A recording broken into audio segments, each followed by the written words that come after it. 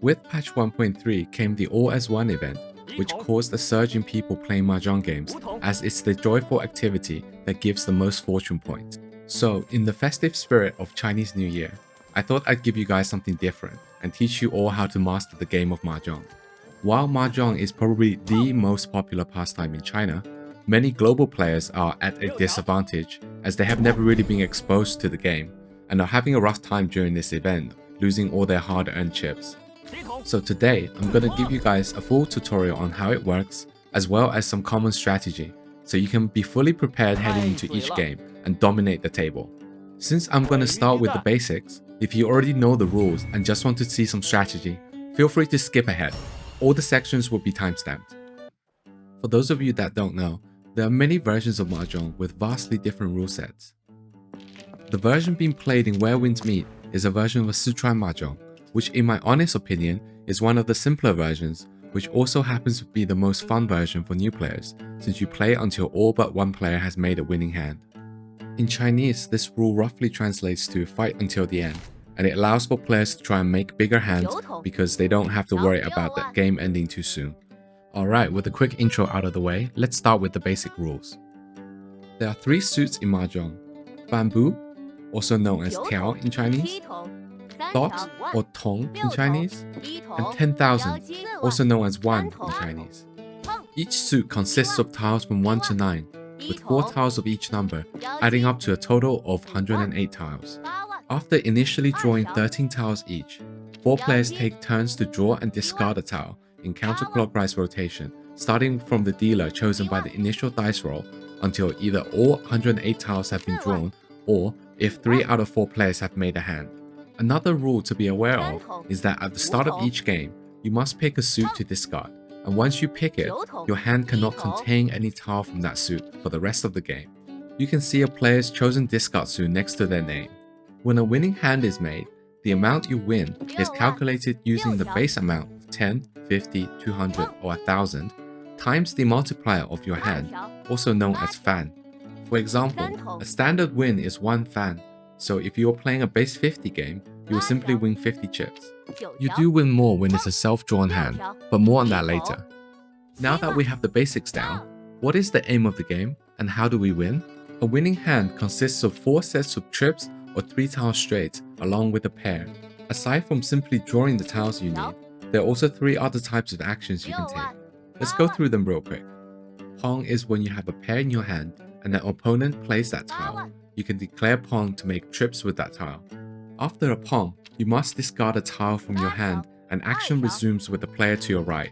Notice this potentially changes who draws the next tile and adds another element of randomness to the game. Next we have Kong, which is similar to Pong, with the difference being that you have trips in your hand instead when you declare a Kong.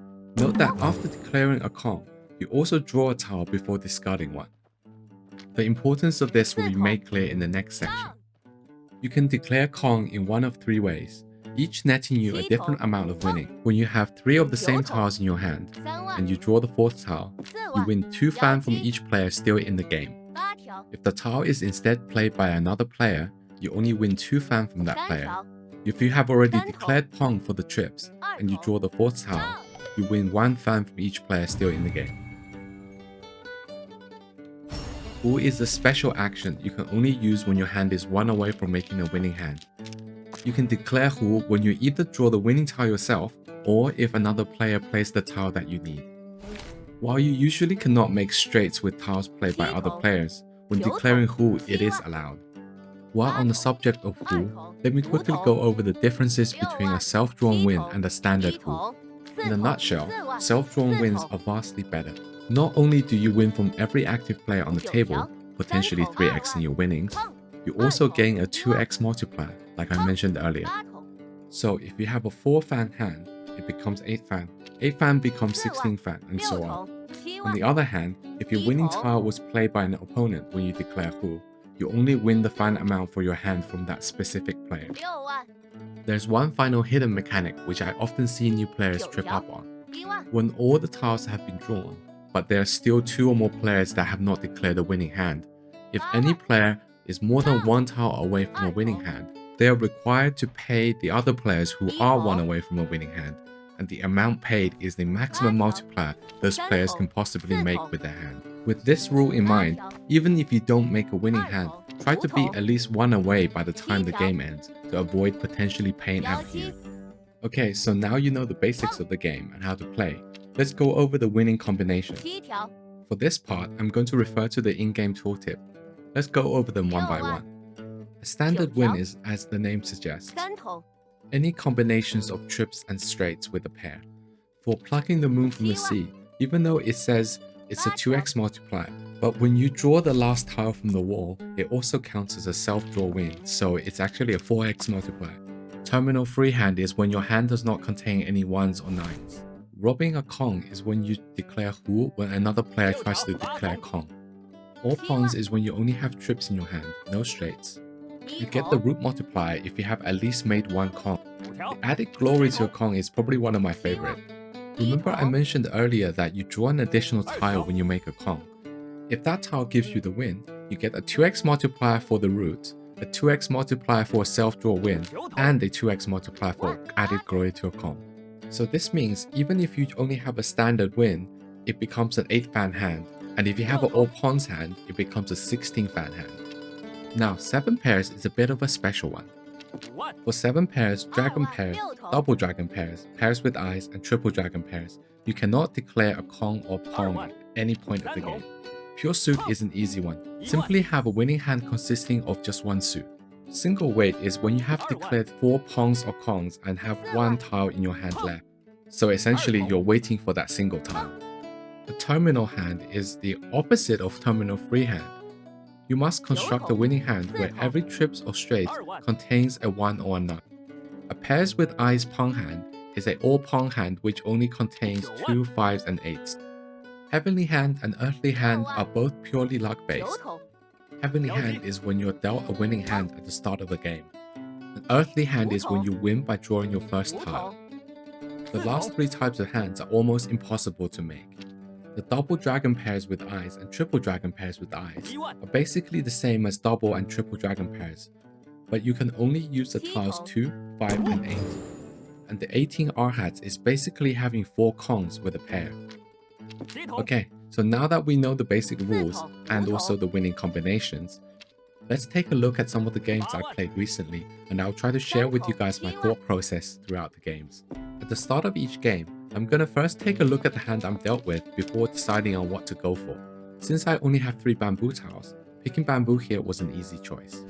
Since I'm only starting with 3 pairs, going for 7 pairs is a bit of a stretch.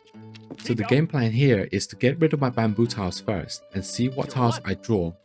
Since I already have a pair of 1s and also a 9, I'm probably not going for a terminal freehand this game. If I start drawing a lot of 10,000 tiles, I may start going for pure suit. With that in mind, I'm definitely going to prioritize getting rid of dot tiles. Another tip for when deciding on which tile to get rid of, take a look at what's been played already or what's shown already. Try to keep in mind that Mahjong is a game of maximizing your wins and minimizing your losses. Remember, once you have declared Hu, you're essentially out of the game and you can no longer lose any more chips. In this game, since 2 other players have chosen 1 as their discard, I'm probably gonna go for pure suit if I can draw a few more 1 tile. Perfect timing, I got another 1. Since none of these dot tiles have shown yet, I'm gonna get rid of one that's less connected to the rest. For my next few draws, if I keep getting 1 tiles, I'm definitely sticking with the pure suit. But if I start getting a lot of dot tiles, I might have to pivot. If possible, I'd also want to wait until I have declared Kong on the trips in my hand, as having a root gives me a 2x multiplier right away, and it's very unlikely that someone is going to hold a 1 10,000 in their hand. This 5 10,000 tile pretty much settles it. I'm very close to having a pure suit and there's still a lot of tiles left on the wall.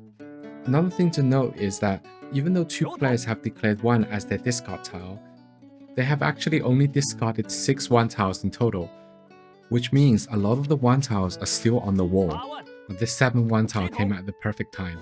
And there's my Kong as well. Even though I don't really need this 4 1 tile, I'm gonna get rid of this 6 dot tile, just in case I draw another 4 1 tile and I can use it as my pair. Now we just have to make a pair and a straight for a big win, and there's still a lot of tiles left to draw, so we're chilling.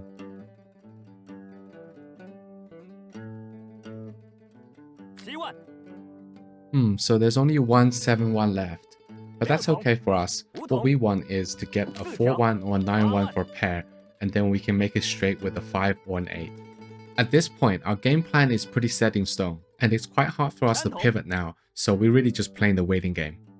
Our opponents are thinking quite hard and taking their time right now. I think everyone realizes that, at least 1 or 2 players are trying to make a big hand, so they want to be careful to not lose to those hands. And they're right to be careful because, we have a pretty big hand. Now, what I'm praying for is that I can get my self-draw before anyone manages to run away. The great thing about our hand right now is it's very flexible. Getting either a 4, 6, 8, or 9 one-tile would leave us with 1 away from full. And right on cue, we got our 6-1. A 4 or 9 would be better, but I'll take it. Now we just have to pray to the RNG gods that we self-draw the last 8-1. Seeing as we already declared Kong with 5-1, our only choice right now is really waiting for the last 8-1. It kind of sucks someone managed to make a hand, but hey, that's life. And there we have it, boom! That's a massive win. They gotta be mad about that one. Let's take a look at the scoreboard.